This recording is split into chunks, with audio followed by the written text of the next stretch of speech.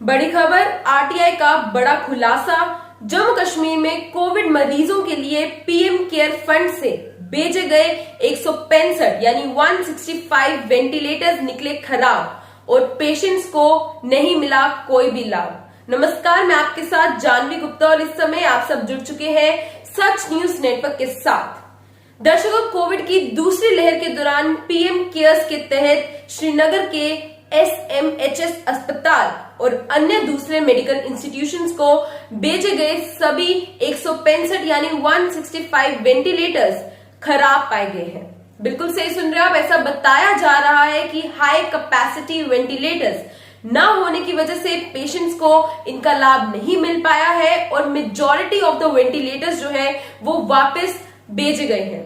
इसका खुलासा आपको जानकारी दे दे कि सरकारी मेडिकल कॉलेज श्रीनगर के पब्लिक इंफॉर्मेशन ऑफिसर की ओर से एक आरटीआई के जवाब में हुआ है। वहीं दूसरी ओर Jammu Kashmir Medical Supply Corporation की बात करें तो Jammu Kashmir Medical Supply Corporation का ये कहना है कि इमरजेंसी सिचुएशन को देखते हुए ज्यादा संख्या में ये जो वेंटिलेटर्स भेजे गए ये वेंटिलेटर्स लो एंड के थे, जिनमें एक लिमिटेड फैसिलिटीज जो है ये प्रोवाइड करते थे। और अब यहाँ पर जो बड़ा सवाल खड़ा हो जाता है वो ये है कि किस कारण ये वेंटिलेटर्स जो है वो बंद हो गए।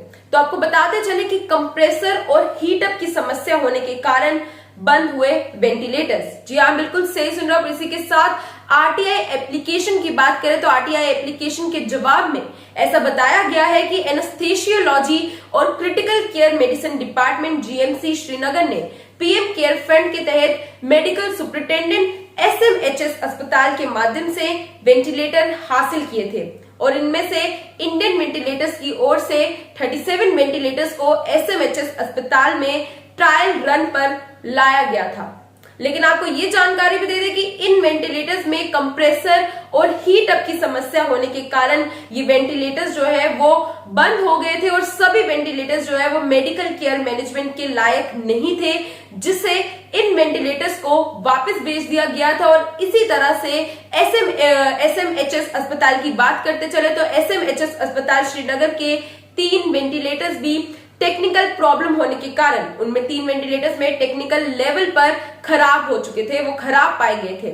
ये कंप्लीटली वर्क नहीं कर रहे थे और इनमें से जो टाइडल वॉल्यूम है उनको भी क्रिएट नहीं करने की समस्या आ रही थी।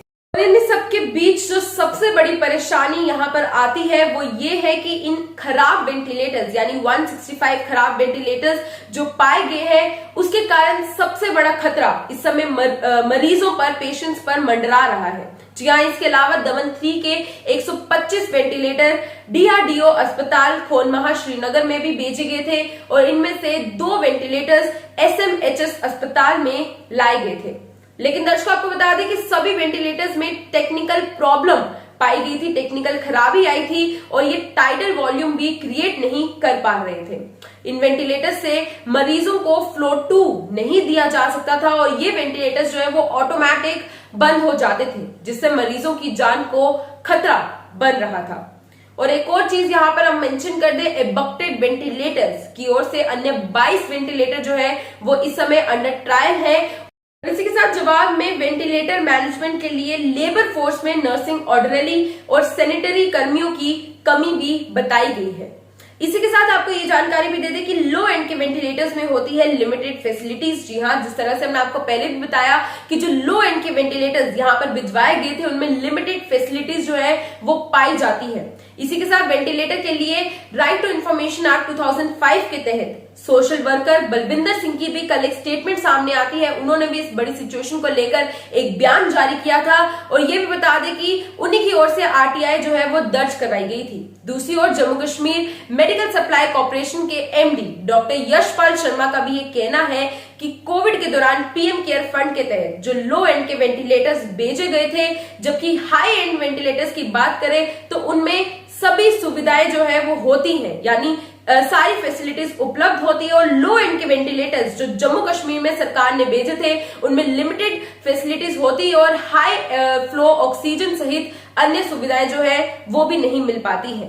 और अब आइए जान लेते हैं कि पीएम केयर फंड के तहत जो भेजे गए थे 165 खराब वेंटिलेटर्स, इसके घोटाले पर महबूबा मुफ्ती का क्या बयान सामने आया। दर्शकों, आपको बता दें कि पीडीपी अध्यक्ष महबूबा मुफ्ती ने पीएम केयर फंड को भ्रष्टाचार, करप्शन का तरीका बताया है। जी हां, उन्होंने कहा कि पीएम केयर फंड के तहत जम्मू कश्मीर में लाए गए घटिया स्तर पर, घटिया लेवल पर वेंटिलेटर से भ्रष्टाचार जो है वो सामने आया है और ऐसे वेंटिलेटर्स ना सिर्फ कश्मीर में खराब पाए गए हैं बल्कि कश्मीर के अलावा गुजरात में भी ऐसी सेम सिचुएशन, ऐसा सेम केस सामने आया है।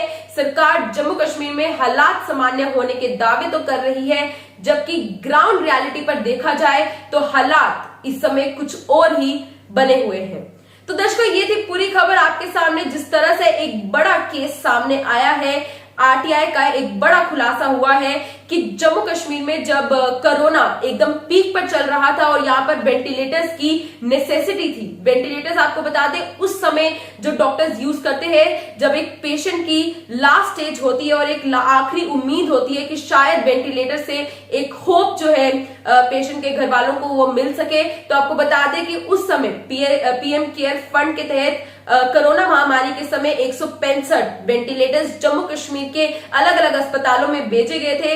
लेकिन आज आरटीआई का ये खुलासा होता है कि ये जो वेंटिलेटर्स हैं वो खराब पाए गए हैं और लो एंड के वेंटिलेटर्स यहां पर भेजे गए थे जो लिमिटेड फैसिलिटीज प्रोवाइड करते हैं और ऑटोमेटिकली बंद हो जाते हैं। तो दर्शकों, ये थी पूरी खबर आपके सामने। जिस तरह से महबूबा मुफ्ती का भी एक बड़ा बयान सामने आता है, जिन्होंने इस पूरे घोटाले को करप्शन से रिलेट किया है और इसी के साथ साथ ना सिर्फ कश्मीर में ये केस पाया गया है, कश्मीर के साथ साथ गुजरात में भी सेम सिचुएशन जो है वो पाई गई है। तो इसी के साथ हम आपके क्या रिव्यूज है इस बड़ी खबर को लेकर, इस बड़े घोटाले को लेकर, आप अपने विचार हमारे कमेंट सेक्शन में जरूर बताएं। हमें इंतजार रहेगा आपके रिव्यूज का और साथ ही साथ हमारी वीडियोस को लाइक, शेयर एंड कमेंट जरूर करें। आपके साथ साथ अन्य लोगों को भी शेयर करें ताकि आपके साथ साथ बाकी के लोग भी अपडेटेड रह सके जम्मू कश्मीर की खबरों के साथ। फिलहाल के लिए दीजिए इजाजत। जय हिंद।